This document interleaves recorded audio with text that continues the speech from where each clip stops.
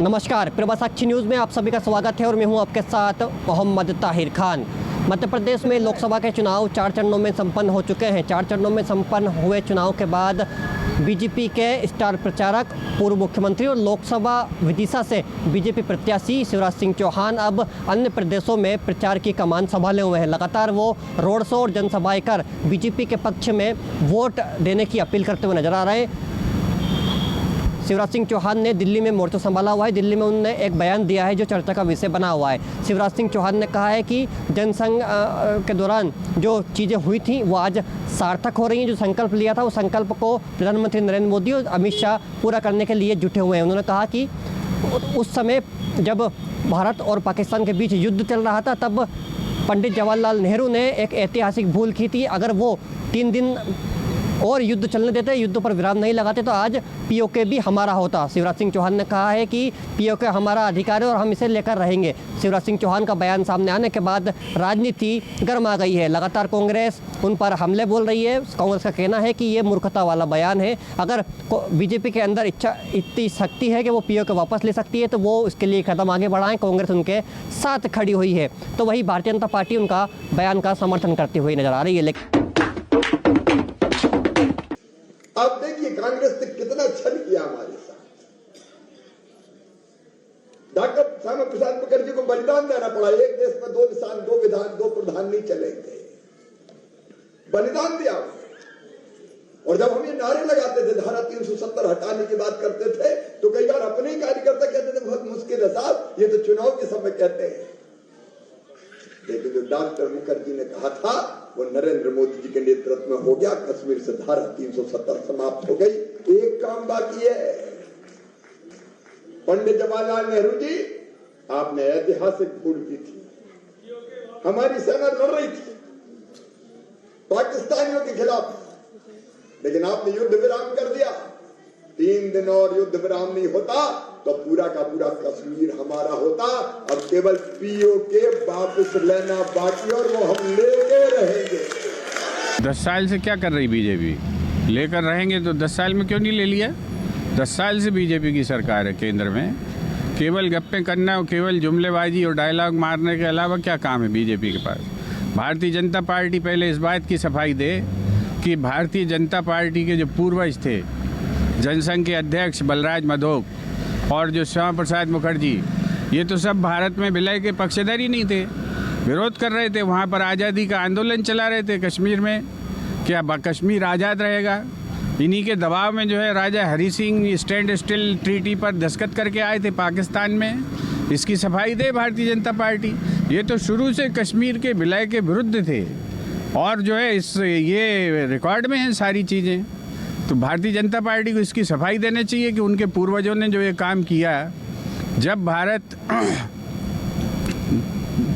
पाकिस्तान के लोग, जो कबायली सेना थी, जब श्रीनगर पे आधा कब्जा कर चुकी थी, 7 किलोमीटर दूर थी, तब तो भारत में विलय हुआ है। Accession of instrument of accession पे दस्तखत किए राजा हरी सिंह ने।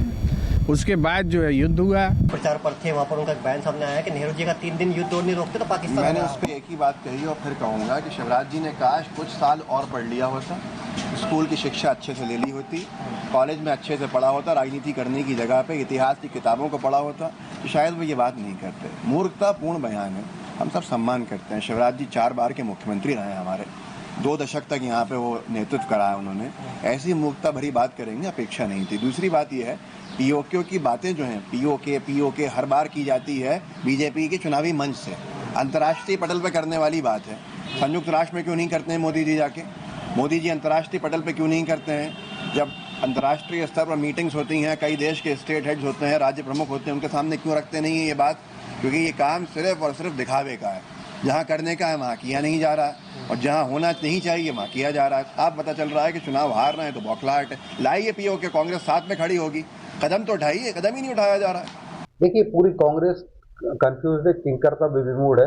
और चाहे वो कश्मीर की बात हो, चाहे वो पाकिस्तान जो चीन में जो हमारी जमीन ली हुई है जो वो वाली बात हो, 38,000 वर्ग किलोमीटर, या कच्चा थीव हो, या हमारा कांगो वैली हो, या काबू द्वीप हो, सब जगह कांग्रेस की असफलताएं उजागर होती हैं। और आपने देखा होगा, अगर जम्मू कश्मीर की बात करें तो उसके जो राजा थे उन्होंने एक्सेशन एग्रीमेंट भारत के साथ किया। तो भारत के साथ किया जब पंडित जवाहरलाल नेहरू जी प्रधानमंत्री थे, तो जब ये चल रहा था, हमारी सेनाएं वहाँ लड़ रही थी, लेकिन ये पंडित जवाहरलाल नेहरू जी ने यूनाइटेड नेशंस में ले जाने का काम किसने किया? इसको अंतर्राष्ट्रीय विषय बनाने का काम भी पंडित जवाहरलाल नेहरू जी ने किया। हमें हमारी सेनाओं पर सामर्थ्य पर भरोसा होना चाहिए था। हमें क्या आवश्यकता थी हमें विदेश जाने की या यूनाइटेड नेशंस में जाने की? और यूनाइटेड नेशंस में भी गए तो इस भारत के इस मामले को अंतर्राष्ट्रीयकरण किया, तो उसके दोषी भी पंडित जवाहरलाल नेहरू जी हैं, कांग्रेस की सरकार है। और जिस क्लॉज के अंतर्गत गए, जिस धारा के अंतर्गत गए, भैया वो जब वहां राजा ने भारत के साथ में अपना एक्सेशन एग्रीमेंट कर लिया, अब वो हिस्सा भारत का अंग हो गया, तो आपको आवेदन क्या देना था अगर यूनाइटेड नेशंस में गए भी थे कि भाई ये हमारी जमीन में घुस आए हैं, आपने इस वाला क्लॉज का उपयोग नहीं किया, आपने दूसरा उपयोग किया कि हमारे को प्रताड़ित कर रहे हैं। अरे भैया, आपको ये कहना चाहिए था कि आप अतिक्रमण कर रहे हैं, क्योंकि वो जगह तो भारत की हो गई पूरी भूमि। तो अब आपने उस क्लॉज में नहीं गए, इस कारण से अंतर्राष्ट्रीयकरण हो गया, अंतर्राष्ट्रीय दबाव पड़ा। ये गलती, समूची गलती कांग्रेस की है, पंडित जवाहरलाल नेहरू जी की है। और जो सेनाओं का शौर्य पराक्रम चल रहा था, बिल्कुल सही कहा हमारे नेताओं ने, माननीय शिवराज जी ने बिल्कुल सही कहा है, अगर कांग्रेस और पंडित नेहरू जी उस युद्ध विराम ना करते तो आज पूरा का पूरा कश्मीर हमारा होता।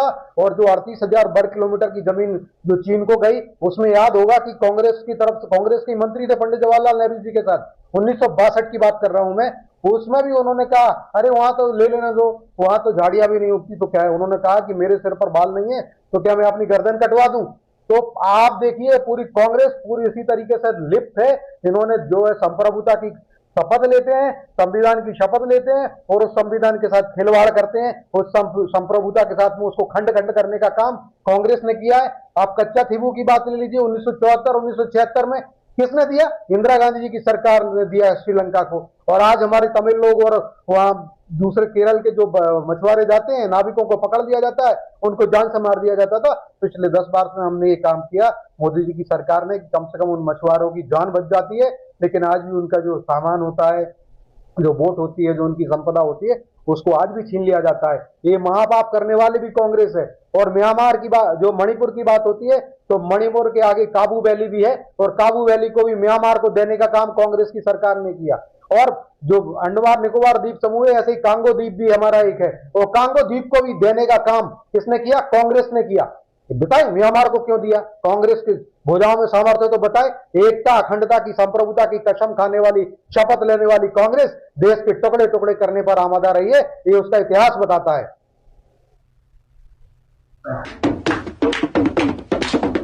शिवराज सिंह चौहान के इस बयान ने मध्य प्रदेश की राजनीति में एक नया मोड़ ला दिया है। जमकर उनके बयान की चर्चा की जा रही है। मोहम्मद ताहिर खान, प्रवास साक्षी न्यूज, भोपाल। अगर आप भी लेना चाहते हैं देश दुनिया की तमाम जानकारी तो आज ही सब्सक्राइब करें हमारे चैनल को। साथ ही नीचे दिए बेल आइकन को जरूर दबाएं ताकि हर अपडेट आप तक पहुंच सके।